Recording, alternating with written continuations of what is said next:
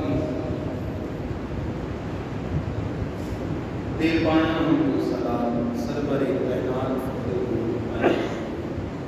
امام الانبیاء سید انس و جان والی کون مقام شافع قوم رضا حضرت محمد مصطفیٰ احمد مجتبیٰ صلی اللہ تعالی علیہ وآلہ وسلم کی پاک بارگاہ میں بے حد درود و سلام کے بعد نہایت ہی بانصب اعزاز و تکریم میرے نوازی بھائی السلام علیکم ورحمۃ اللہ وبرکاتہ۔ اللہ تبارک و تعالی کا فضل و احسان کہ اس نے عرفہ کا دن آج ہمیں نصیب فرمایا اور کرم بالائے کرم یہ ہے کہ اس نے ہمیں عرفہ کا دن جمعہ کے دن میں نصیب فرمایا۔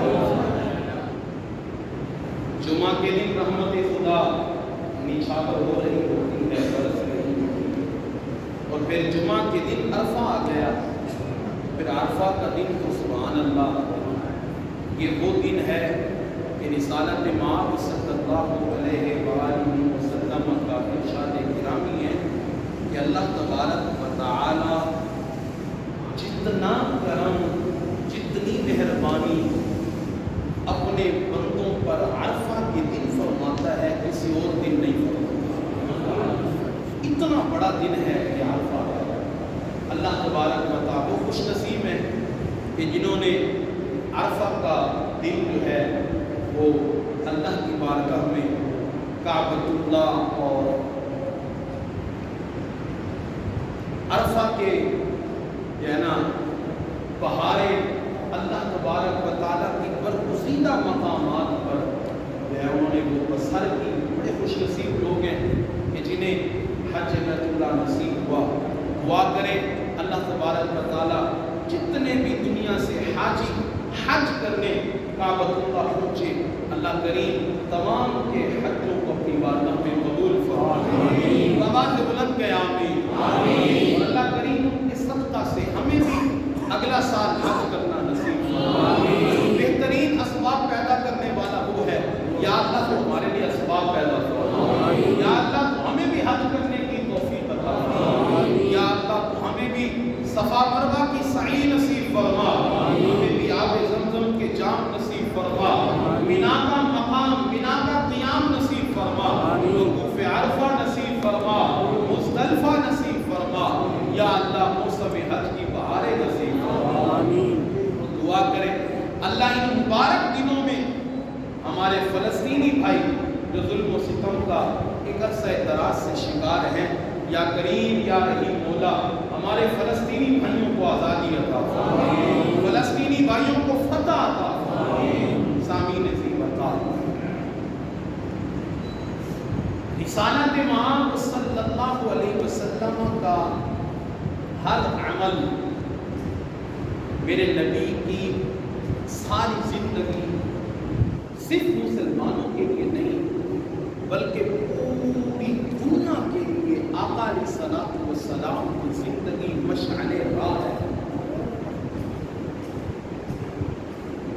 رسالت مآب صلی اللہ علیہ وآلہ وسلم کے فرامین میرے نبی کے اقوال، میرے نبی کے اعمال، میرے نبی کا کردار پوری دنیا میں ہر شخص اور ہر شعبے سے منسلک لوگوں کے لیے آقا علیہ الصلوۃ والسلام کا عمل نمونہ ہے، مثال ہے، اور دنیا کے کامیاب ترین ممالک اور دنیا کے کامیاب ترین لوگ اور دنیا کی کامیاب ترین اقوامیں رسالت مآب صلی اللہ علیہ وسلم کی تعلیمات پہ عمل کر کے کامیاب ہو رہی ہے۔ یہ صرف مسلمان ہے کہ جو اس معاملے میں ابھی پیچھے ہے، حالانکہ رشتہ ہمارا ہے، تعلق ہمارا ہے، نبی ہمارے ہیں، محبوب ہمارے ہیں، سرکار ہمارے ہیں، شفیع ہمارے ہیں، لیکن ہم ان کی اقوال اور ان کی افعال کو لینے میں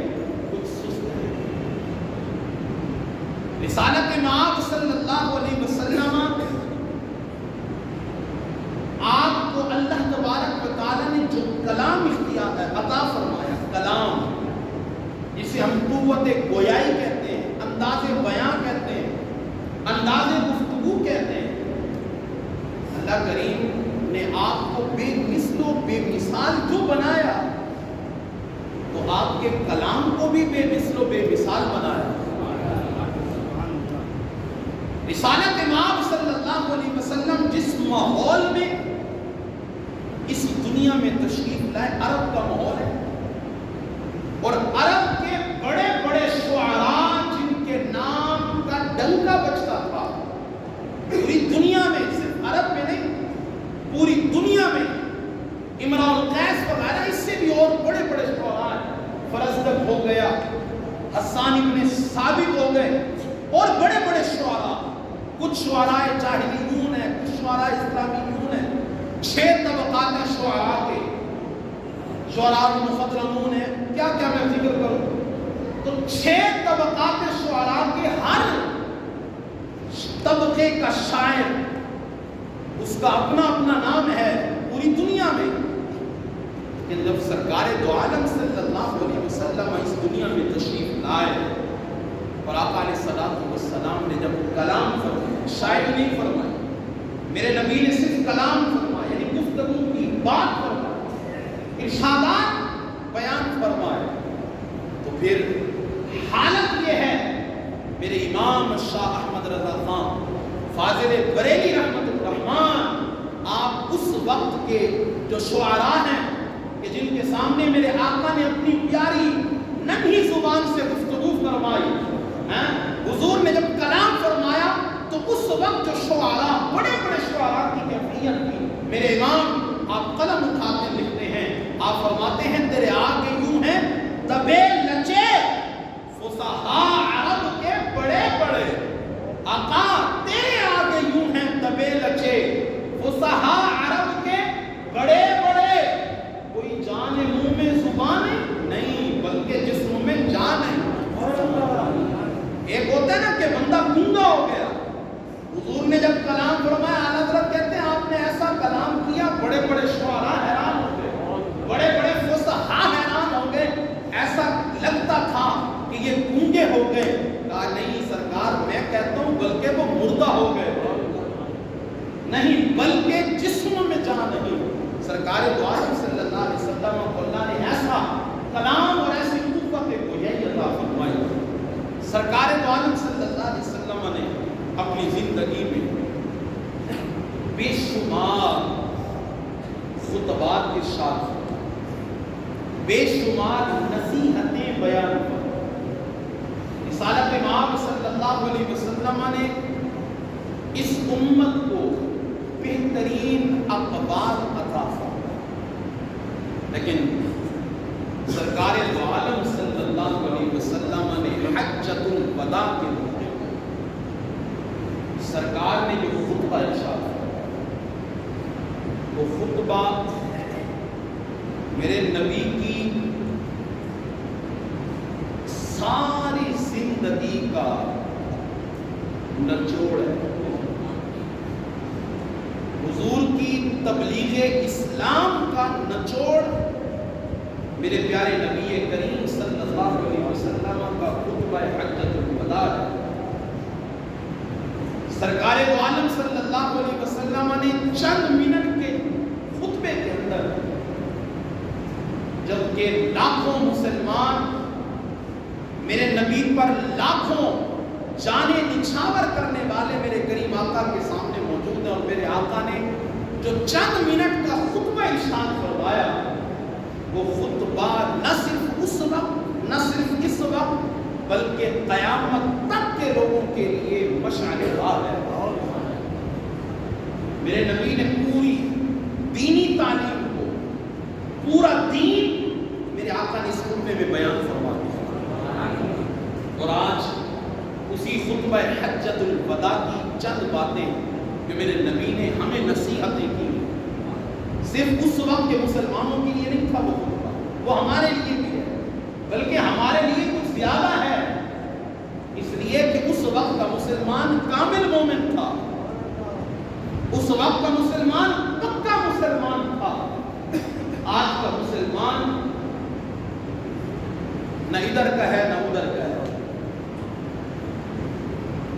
تذبذب کا شکار ہے، اسے سمجھ نہیں آتی کہ وہ جائے تو کہاں جائے، کھڑا ہو تو کہاں کھڑا ہو، اور اسے خود نہیں پتا کہ وہ کہاں کھڑا ہوا ہے، دین میں کھڑا ہوا ہے یا دین کے مخالف کھڑا ہوا ہے، سمجھ نہیں آتی اس کو۔ سامعین محترم، رسالت مآب صلی اللہ علیہ وسلم نے جو حجۃ الوداع کے موقع پر خطبہ ارشاد فرمایا، سرکار دو عالم صلی اللہ علیہ وسلم کے بڑے بڑے صحابہ، نامور بہادر نامور صحابہ، عظیم اصحاب میرے نبی کے سامنے ہیں، اور پوری امت جو اس وقت حج کے موقع پر تشریف لائی ہوئی تھی، سرکار دو عالم صلی اللہ علیہ وسلم نے سب کو ارشاد فرمایا، یا ایھا الناس اسمع قولی، یا ایھا الناس اسمعوا قولی۔ حضور نے یہ نہیں کہا یا ایھا الذین آمنوا اسمعوا قولی، نہیں، بلکہ فرمایا یا ایھا الناس۔ اس میں مسلم بھی آ گیا، غیر مسلم بھی آ گیا، دنیا کی ساری قومیں، میرے نبی نے ساری قوموں کو نصیحت فرمائی، یا ایھا الناس اسمعوا قولی، اے لوگو آؤ میری بات سنو۔ بات کیا ہے؟ اللہ کو ایک مانو، اللہ کو ایک مانو۔ پھر فرمایا فصلوا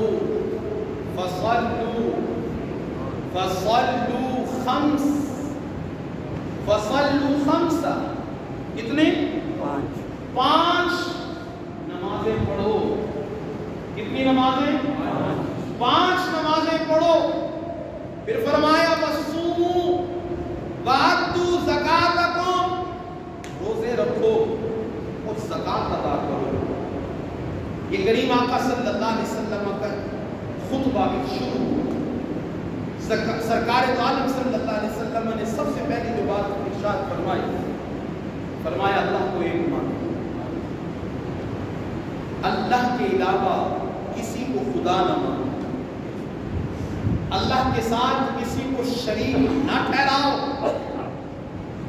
اللہ کے ساتھ کسی کو شریک نہ ٹھہراؤ۔ پھر ارشاد فرمایا اسی ضمن میں ارشاد فرمایا اللہ کے بندوں پر حقوق ہیں، اللہ کے بندوں پر کیا ہیں؟ اور بندوں کے بھی اللہ پر حقوق ہیں۔ ایسا نہیں کہ صرف اللہ کا ہم پہ حق ہے، نہیں، ارشاد فرمایا تمہارا بھی اللہ پہ حق ہے، اور پھر اس کی تفصیل بیان کرنا کہ ہم پر اللہ کا کیا حق ہے۔ ابتداءً جو حضور نے یہاں ارشاد فرمایا کہ بندوں پر اللہ کا حق یہ ہے کہ اللہ کے ساتھ کسی کو شریک نہ بناؤ، کسی کو شریک نہ بناؤ۔ اور بندوں کا اللہ پر جو حق ہے وہ یہ ہے، ارشاد فرمایا جو بندہ اللہ کے ساتھ کسی کو شریک نہ ٹھہرائے، پھر اس کا اللہ پر حق یہ ہے کہ اللہ اسے جنت عطا فرمائے۔ کیا عطا فرمائے؟ حضرت معاذ بن جبل رضی اللہ تعالی عنہ آپ فرماتے ہیں کہ سرکار دو عالم صلی اللہ علیہ وسلم جب مجھے نصیحتیں کر رہے تھے، سرکار نے ارشاد فرمایا اے معاذ، کیا اللہ کا حق پہچانتے ہو؟ کیا تم جانتے ہو کہ اللہ کا بندوں پر کیا حق ہے اور پھر بندوں کا اللہ پر کیا حق ہے؟ عرض کی یا رسول اللہ، اللہ اور اس کا رسول بہتر جانتے ہیں۔ یہ نہیں کہا ہاں سرکار میں جانتا ہوں۔ ادب دیکھیں صحابہ کا، خدا کی قسم میرے نبی نے کیسی ان جوانوں کی کیسی تربیت فرمائی۔ یہ نہیں کہا سرکار پتہ ہے، یہ نہیں کہا اچھا یہی بات رو کر ایک بات آ گئی تو بات چلاتا ہوں، یہی حجۃ الوداع کا موقع ہے، 1 لاکھ سے زائد مسلمان میرے نبی کے سامنے موجود ہیں، میرے نبی کے سامنے۔ سرکار نے پوچھا، اے لوگوں بتاؤ کون سا مہینہ چل رہا ہے، دن کون سا ہے، یہ شہر کون سا ہے؟ 1 لاکھ مسلمان ہیں جنہیں پتا ہے کہ ذی الحجہ کا ماہ ہے، جنہیں پتا ہے یوم عرفہ ہے، جنہیں پتا ہے کہ مکہ کی سرزمین پہ موجود ہے، کھڑے ہو کر آقا کی باتیں اور آقا کی واعظ و نصیحت سن کر پتا تھا۔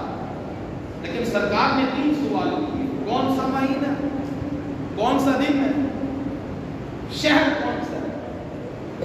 سب نے یک زبان ہو کر کہا اللہ و رسولہ اعلم، یا رسول اللہ، اللہ اور اس کا رسول بہتر جانتا ہے۔ کسی نے بڑھ کر نہیں کہا یا رسول اللہ مجھے پتا ہے مکہ ہے، عرفہ ہے، ذی الحجہ ہے، نہیں یا رسول اللہ، اللہ اور اس کا رسول بہتر ہے۔ بعد میں کسی نے کسی صحابی سے پوچھا کہ جب پتا تھا شہر مکہ ہے، پتا تھا دن عرفہ کا ہے، پتا تھا مہینہ ذی الحجہ کا ہے، بتایا کیوں نہیں؟ کہا ہماری کیا مجال سرکار کو بتائیں، ہم سرکار کو بتائیں۔ کیا سرکار نہیں جانتے تھے کہ عرفہ کا دن ہے، حج کا مہینہ ہے اور یہ مکہ کی وادی ہے؟ سرکار نہیں جانتے تھے، جانتے تھے، اور ہم نے جواب کیوں نہیں دیا؟ سنو، اس لیے نہیں دیا کہ ہم کہیں سرکار یہ مکہ ہے، سرکار کہیں نہیں یہ مدینہ ہے، تو رب نے مکے کو مدینہ ہی بنا دیا۔ سرکار نے مکہ کو مدینہ ہی بنا دینا تھا۔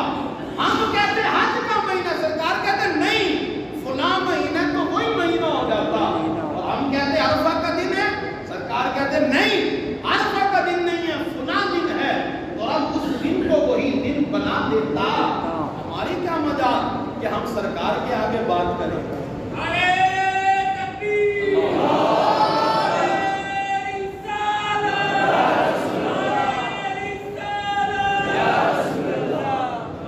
ایک بات ہمیشہ یاد رکھیں، قرآن کہتا ہے کہ نماز اس طرح پڑھو، مسلمان اسی طرح نماز پڑھتا ہے۔ قرآن کہتا ہے روزہ اس طرح رکھو، روزہ مسلمان اسی طرح رکھتا ہے۔ قرآن کہتا ہے، نبی کے فرامین بتاتے ہیں، حج کا طریقہ یہ ہے، زکات کا طریقہ یہ ہے، اٹھنے کا طریقہ یہ ہے، بیٹھنے کا طریقہ یہ ہے، سونے کا طریقہ یہ ہے، بات کرنے کا انداز یہ ہے۔ اسلام قرآن جو کہتا ہے ہم وہ کرتے ہیں۔ دنیا کا جتنا بڑا شخص ہو جو قرآن کہتا ہے وہ وہی کرتا ہے۔ لیکن سبحان اللہ، میرے سرکار جو کہتے ہیں قرآن وہی بنتا ہے۔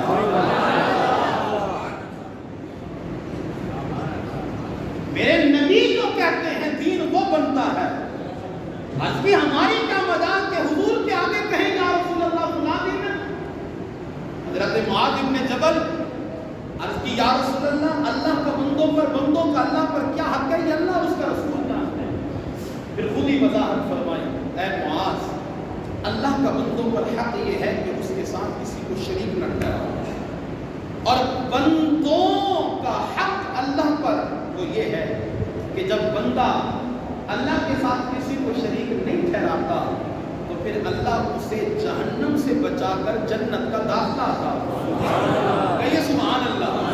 اب حضرت معاذ بن جبل صحابی رسول ہیں، جب کرم مصطفیٰ دیکھا تو پھر عرض کی یا رسول اللہ، میں جا کر دیگر مسلمانوں کو یہ بات نہ بتا دوں، یہ بات نہ بتا دوں کہ جس نے اللہ کے ساتھ کسی کو شریک نہیں ٹھہرایا اللہ اسے جنت عطا کرے گا، آقا بندوں کو خوش نہ کر دوں؟ سرکار نے فرمایا، اے معاذ رک جاؤ، ٹھہرو، انہیں عمل کرنے دو۔ اگر تم جا کر یہ بات بتا دو گے تو یہ اسی پہ بھروسہ کر کے بیٹھ جائیں گے، پھر شریعت کے دوسرے اعمال پہ عمل نہیں کریں گے۔ لیکن سرکار کے اس فرمان کا خلاصہ یہ ہے، بندہ بندے پر اللہ کا حق یہ ہے کہ اللہ کے ساتھ کسی کو شریک نہ ٹھہرائے، اور بندوں کا اللہ پر حق یہ ہے کہ اللہ پھر انہیں جنت عطا فرمائے۔ کیا عطا فرمائے؟ تو یہ بات تو میرے سرکار دو عالم صلی اللہ علیہ وسلم نے پہلے ہی بیان فرما دی تھی، من قال لا الہ الا اللہ دخل الجنہ، جس نے لا الہ الا اللہ کہا وہ جنت میں داخل ہو گئے۔ الحمدللہ ہم تو لا الہ الا اللہ کہتے ہیں، ویسے بھی کہتے ہیں، ہر نماز میں بھی کہتے ہیں، الحمدللہ ہر نماز کے بعد بھی کہتے ہیں لا الہ الا اللہ، اور لوگ کہتے ہیں ہماری نماز خراب ہو گئی۔ میں کہتا ہوں لا الہ الا اللہ سے، اللہ کے ذکر سے، یہ توجہ کیجئے گا، میں آپ کو ایک عقیدہ آپ کو دے رہا ہوں، ایک مسئلہ سمجھا رہا ہوں، جو ہم ذکر بالجہر ہر نماز کے بعد کر رہے ہوتے ہیں، لوگ کہتے ہیں کہ ہماری بقیہ نماز ہو رہی ہے، ہماری نمازوں میں خلل پڑتا ہے۔ میں کہتا ہوں اگر لا الہ الا اللہ سے اور اللہ کے ذکر سے نمازوں میں خلل پڑتا تو کبھی بھی ایام تشریق میں فرض نماز کے بعد سرکار تکبیر کو واجب نہ فرماتے؟ ایام تشریق میں بقیہ نماز نہیں ہوتی، لوگوں کی رکعتیں نہیں بچتی، کیا نمازیں وہ نہیں پڑھ رہے؟ تو پھر ہم بآواز بلند جب اللہ اکبر لا الہ الا اللہ اللہ اکبر وللہ الحمد کہتے ہیں تو ان کی نمازوں میں خلل نہیں پیدا ہوتا؟ میں کہتا ہوں نہیں ہوتا تو جبھی شریعت نے ایک مرتبہ واجب کیا ہے، اور ایسا نہیں حل کیا بعد میں، بلکہ بآواز بلند ہر نماز کے بعد ان 5 دنوں میں کہنا واجب ہے۔ تو سرکار نے فرمایا من قال لا الہ الا اللہ دخل الجنہ۔ ایک اور مقام پر ارشاد فرمایا لا الہ الا اللہ مفتاح الجنہ، کہہ لوگو کلمہ طیبہ جنت کی چابی ہے، کلمہ طیبہ۔ اب جیسے ماشاءاللہ آپ کے چہروں پہ خوشی آ گئی، تو اس وقت بھی جو مسلمان تھے، جنت کے طلبگار تھے، ہم سے بھی زیادہ، ان کے چہروں پہ مسکراہٹ ہے۔ عرض گزار ہوئے یا رسول اللہ، پھر ہم نے کلمہ پڑھ لیا تو جنت کی چابی تو آ گئی، پھر ماشاءاللہ لگے گا جنت کی چابی ہمارے ہاتھوں میں ہوگی، تالے کھولتے جائیں گے، جنت جاتے جائیں گے۔ آقا نے فرمایا نام انا اقول لا الہ الا اللہ دخل الجنہ، ہاں میں نے کہا لا الہ الا اللہ مفتاح الجنہ، ہاں میں نے فرمایا کہ لا الہ الا اللہ جنت کی چابی ہے۔ علی مفتاح ناسنا او کما قال رسول اللہ صلی اللہ علیہ وسلم، فرمایا ایسی آقا میں نے کہا لا الہ الا اللہ جنت کی چابی ہے، کیا چابی کے دندانے نہیں ہوتے؟ چابی کے دندانے نہیں ہوتے؟ عرض کی یا رسول اللہ ہوتے ہیں، بغیر دندانوں کی چابی کبھی تالا؟ عرض کی یا رسول اللہ ہوتے ہیں، ضروری ہے۔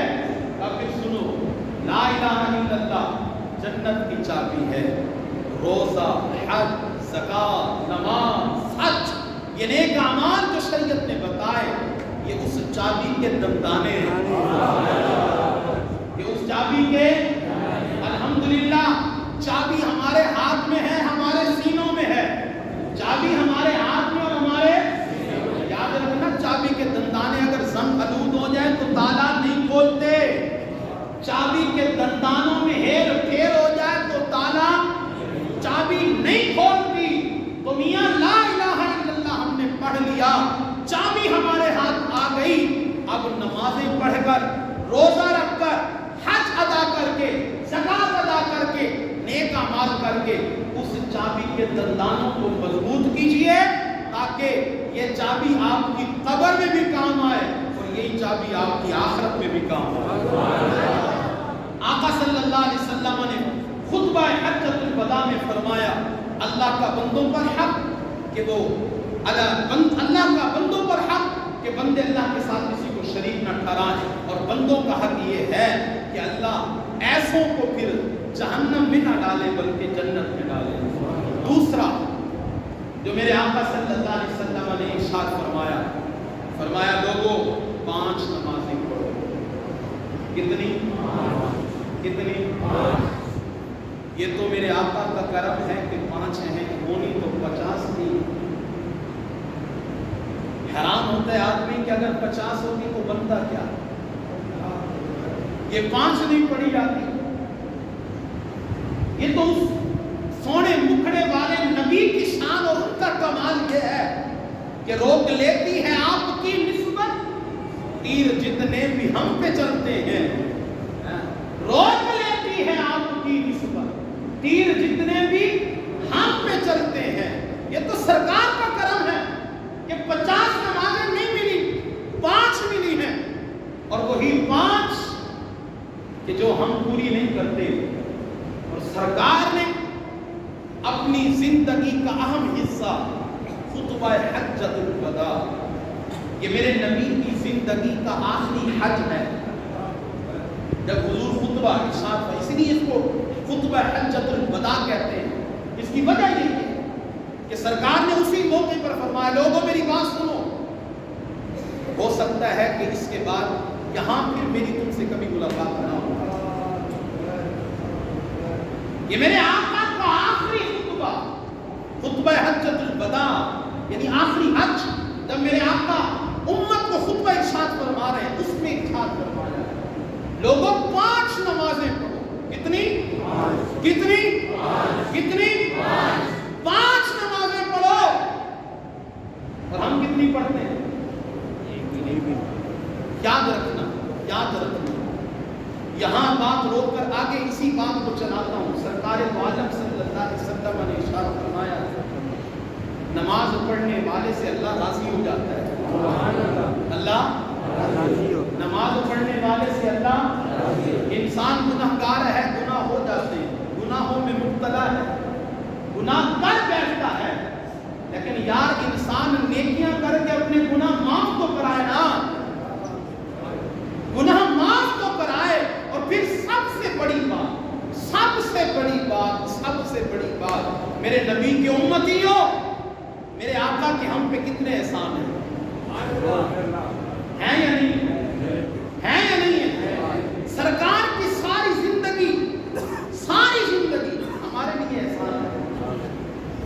سرکار کا دنیا میں آنا ہم پہ احسان، سرکار کا اس دنیا میں رہنا بھی ہم پہ احسان۔ اور آپ کو یہ بتاتا چلوں احادیث کے مطابق سرکار کا اس دنیا سے جانا بھی ہمارے پر احسان ہے۔ آپ کہیں گے وہ کیسے؟ وہ کیسے؟ سرکار دو عالم صلی اللہ علیہ وسلم ارشاد فرماتے ہیں، آقا صلی اللہ علیہ وسلم نے فرمایا کہ ہر شخص کا پیارا، ہر شخص کا پیارا، آپ کے ورثاء جو اس دنیا سے چلے گئے وہ قبروں میں موجود ہیں، ہر روز یا ہر ہفتے میں 1 مرتبہ آپ کے پیاروں کے پاس، آپ کے والدین، آپ کے بھائی، آپ کے رشتہ دار، آپ کے مرحومین کے پاس آپ کے نام اعمال پوچھتے ہیں۔ کیا پوچھتے ہیں؟ میرے والد کا انتقال ہوا تو میرے والد کے پاس ہر ہفتہ میرا نام اعمال جاتا ہے، ہر ہفتہ نام اعمال دیکھتے ہیں۔ اگر اعمال اچھے ہیں تو ارشاد فرمایا خوش ہوتے ہیں۔ کیا ہوتے ہیں؟ خوش۔ کون؟ جنہیں ہم جو ہے نا وہ سوئم کر کے خوش کرنا چاہتے ہیں، جنہیں ہم جو ہے وہ 40ویں کر کے، اصال ثواب کر کے، لنگر کر کے خوش کرنا چاہتے ہیں، یقیناً ہوتے ہیں، لیکن وہ خوش ہوتے ہیں کب؟ جب وہ ہمارے نیک اعمال دیکھتے ہیں۔ کیا دیکھتے ہیں؟ تو ذرا ہم اس طریقے سے بھی خوش کریں نا۔ ارشاد فرمایا جب اعمال نیک ہوتے ہیں تو وہ خوش ہوتے ہیں، اور اگر اعمال برے ہوں، اگر اعمال تو وہ پریشان ہوتے ہیں، مایوس ہوتے ہیں، اور اللہ کی بارگاہ میں عرض کرتے ہیں باری تعالیٰ جس طرح تو نے ہمیں ایمان پہ رکھا، ایمان پہ موت دی، اعمال صالحہ کی توفیق دی، ہماری اس نسل کو، ہمارے ان پیاروں کو بھی ایمان عطا فرما، ایمان پہ قائم رکھ، اور اعمال صالحہ کی توفیق عطا فرما۔ اور پھر اللہ دعا قبول کرتا ہے۔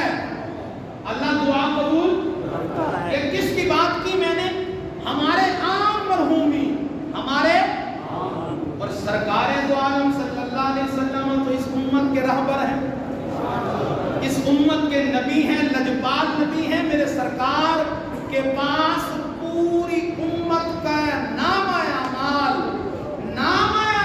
میاں روز جاتے ہیں،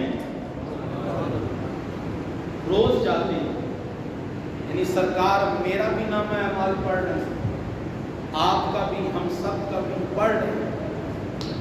اور اگر ہمارے نام اعمال پورے ہوں تو سرکار ہمارے لیے کتنے پریشان ہو رہے ہیں۔ اور پھر سرکار دعا کرتے ہیں، کیا کرتے ہیں؟ دعا کرتے ہیں، مولا میری امت کو نیکیوں کی توفیق عطا فرما، ان کے گناہوں کی معافی عطا فرما۔ تو سرکار اپنے مزار میں رہ کر اپنی اس امت کی بخشش کی دعائیں کر رہے ہیں۔ اس لیے میں نے کہا سرکار کا اس دنیا میں آنا، رہنا، جانا ہمارے لیے احسان ہے۔ جب آئے رب حبلی امتی کی صدائیں تھی، جب رہے غار ہرا ہو یا غار ثور ہو، مقام جو بھی ہو، سرکار کی زبان پہ رب اغفر امتی کی صدائیں تھی۔ پھر سرکار اس دنیا سے جب جا رہے تھے، اپنی اولاد کی فکر، اپنی بیٹی فاطمہ کی سوچ تھی؟ نانا، میرے نبی کی زبان پہ ایک ہی بات تھی، رب اغفر امتی، رب اغفر امتی، رب اغفر امتی۔ اے مولا، اگر میں اس دنیا سے آ جاؤں تو پھر میری امت کے ساتھ کیا کرے گا، کیا کرے گا؟ اللہ نے وعدے فرمائے، میرا نبی آپ جو کہتے جائیں گے میں خدا مانتا جاؤں گا، مانتا۔ پھر حشر کا مقام کہ جب نبی مسندوں پہ بیٹھے ہوں گے، جب نبی عزت گاہوں پہ بیٹھے ہوں گے، جب نبی جنت کے جام نوش فرما رہے ہوں گے، میرے سرکار، میرے نبی اپنی مسند پہ نہیں ہوں گے، میرے سرکار کبھی حوض کوثر پہ، کبھی سرکار پل صراط پہ، کبھی سرکار میزان عمل پہ، کبھی کہاں کبھی کہاں۔ سرکار فرمائیں گے اللہ چاہے گا کہ میں جنت میں جاؤں، لیکن میں تب تک جنت نہیں جاؤں گا جب تک میرا ایک امتی بھی جنت سے باہر ہوگا۔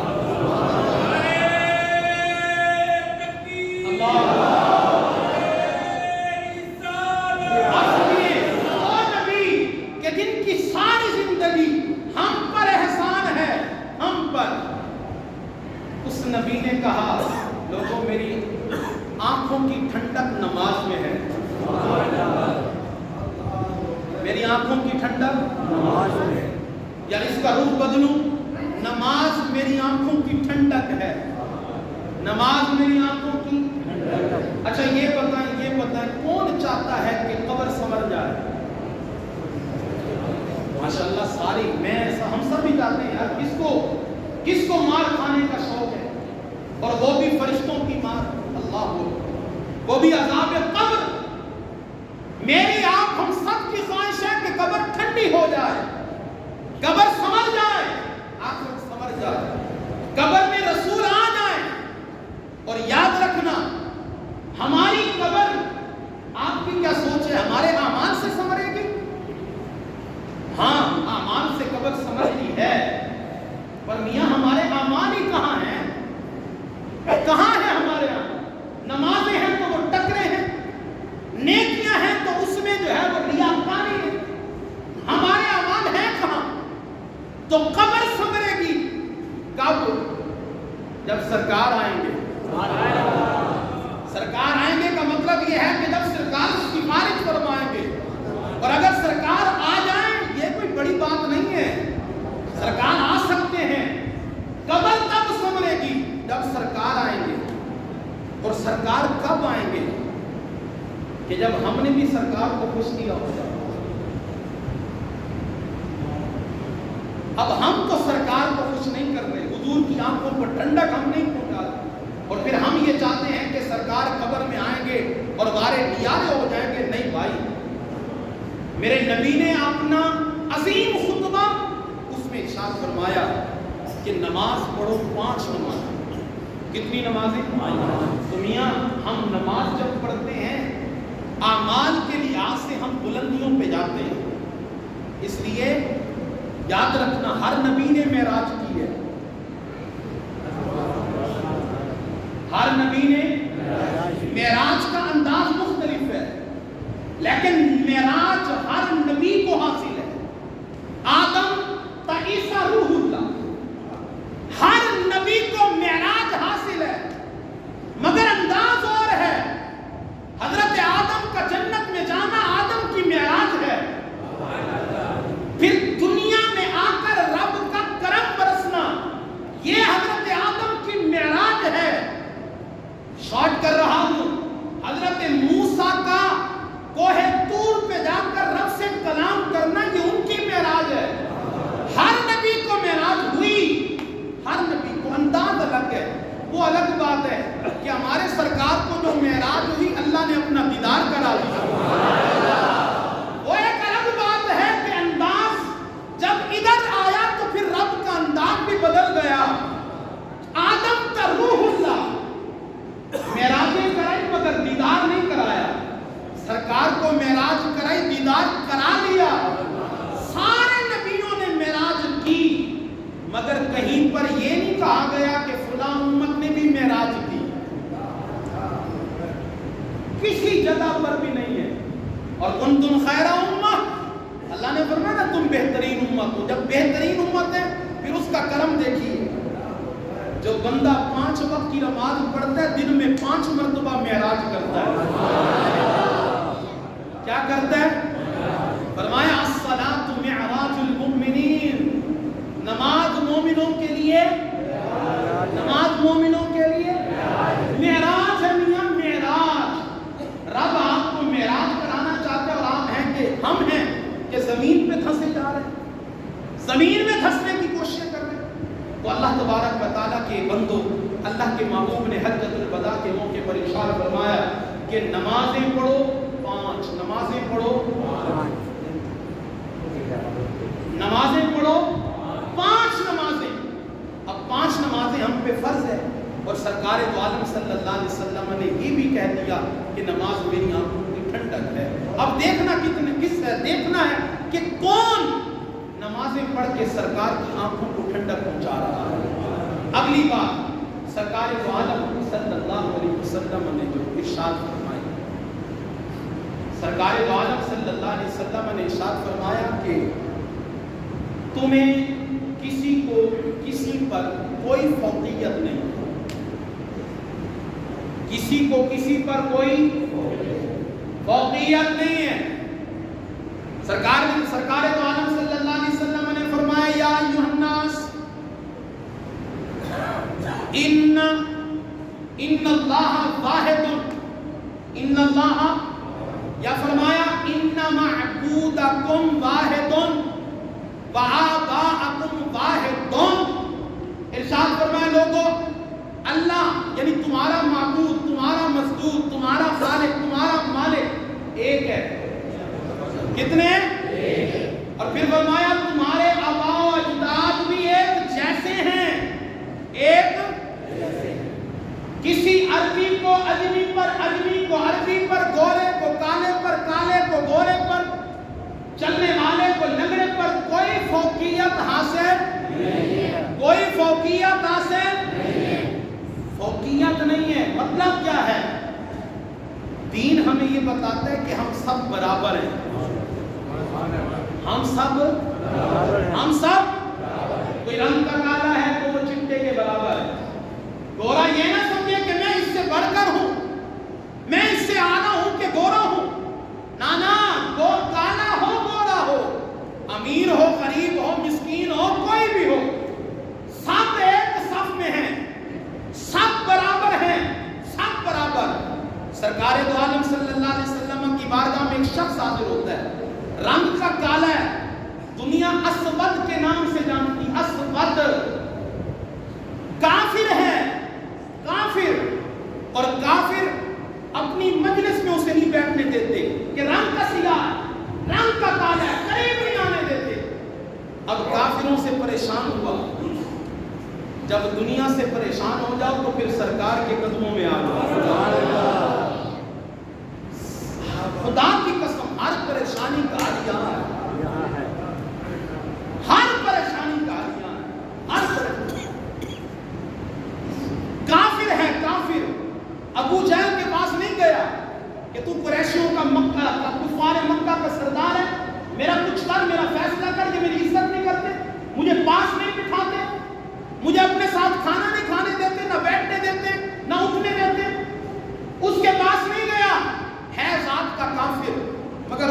پتہ ہے مسئلہ اگر حل ہونا ہے تو سرکار کی بارگاہ میں حاضر ہوئے، یا رسول اللہ صلی اللہ علیہ وسلم